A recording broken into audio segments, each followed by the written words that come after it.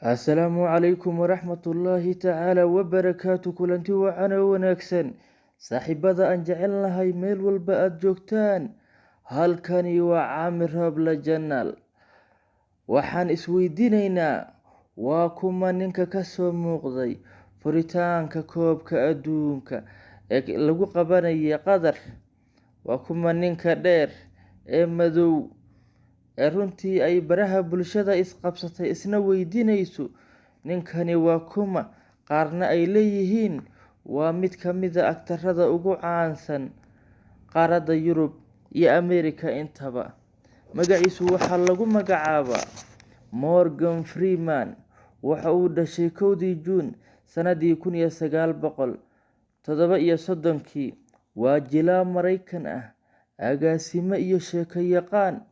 Wuxuu caan ku ahaa codkiisii qotada dheeraa ee gaarka ahaa iyo doorarka kala duwan oo kala ah noocyada filimada.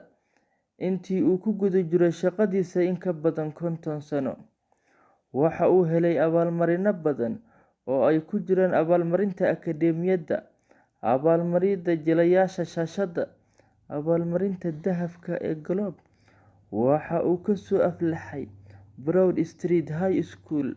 Waxa uu shaqada bilaabay sanadii 1964. Waxa uu dhaxday Janet Adair Browshaw inta u dhaxaysay sanadii 1967 ilaa 1979. Kadib waxa uu guursaday Myrna Connolly sanadii 1980 ilaa 2010 ayay wada joogeen.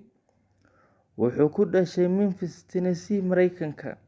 Freeman waxa uu ku soo koray Mississippi halkaas oo uu ka bilaabay jilitaanka ciyaaraha dugsiyada.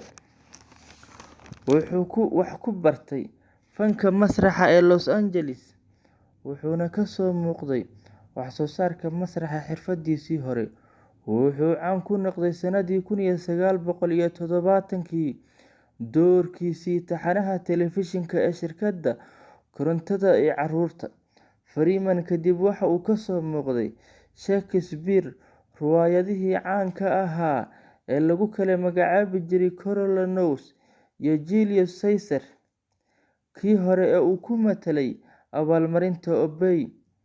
Doorkiisii kala go'o wuxuu ahaa Street Smart sanadii 1987, isagoo ciyaaraha Hustler ka soo muuqday oo ku mutaystay magacaabista abaalmarinta Akadeemiyadda ee Jilaaga Taageerada Ugu Fiican. Waxa uu ku gaaray xiddignimo dheeri ah Glory sanadii 1989, riwaayadaha nololeedka Lean on Me sanadii 1989, iyo riwaayadaha majaajilo Driving Miss Daisy sanadii 1989. Kii dambe, kaasoo isaga u magacaabay abaalmarintiisii ugu horeysay ee abaalmarinada Akadeemiyadda ee Jilaaga Ugu Fiican sanadii 1992. Freeman waxa uu la jilay Clint Eastwood filimkii aargoosiga ahaa ee galbeedka ee aan la cafiyin. Tani waxa ay noqotay tii ugu horeysay ee dhowr iskaashi ee lala yeesho Eastwood. Sanadii 1994 waxa uu jilay riwaayadii xabsiga ee Shawshank Redemption, kaas oo uu ku helay magacaabista abaalmarinta Akadeemiyadda kale. Freeman waxa kale oo uu ku jilay David Fincher thriller Caesar sanadii 1995 iyo Steven Spielberg riwaayadii taariikhiga ahayd Amistad sanadii 1997. Freeman waxa uu ku guuleystay abaalmarinta taageerada ugu fiican waxqabadkii 2004 ee riwaayadda ciyaaraha ee Clint Eastwood ee $1 Million Baby 2009. Waxa uu helay magacaabistii 5aad ee Oscar isla markaasina ciyaarista madaxweynihii hore ee Koonfur Afrika Nelson Mandela ee Eastwood Invention. Freeman waxa kale ee loo yaqaan waxqabadkiisii Lakis Fakis ee Christopher Nolan The Dark Knight series sanadii 2005 ilaa 2012.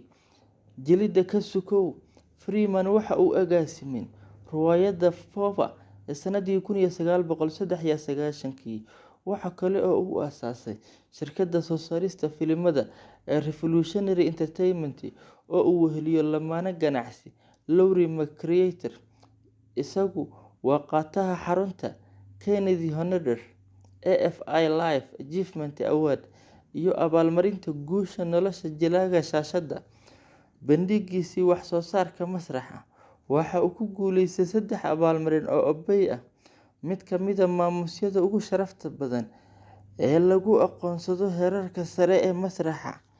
Ninkani waa nin runtii in ka badan 80 sano ku soo jiray jilista filimada kala duwan ee Mareykanka. Halkaas ayaanu ku soo gabagabeynayaa. Haddii aad ku cusub tahay channelka, fadlan subscribe saar. Channelka waa channelkaaga. Asalaamu calaykum.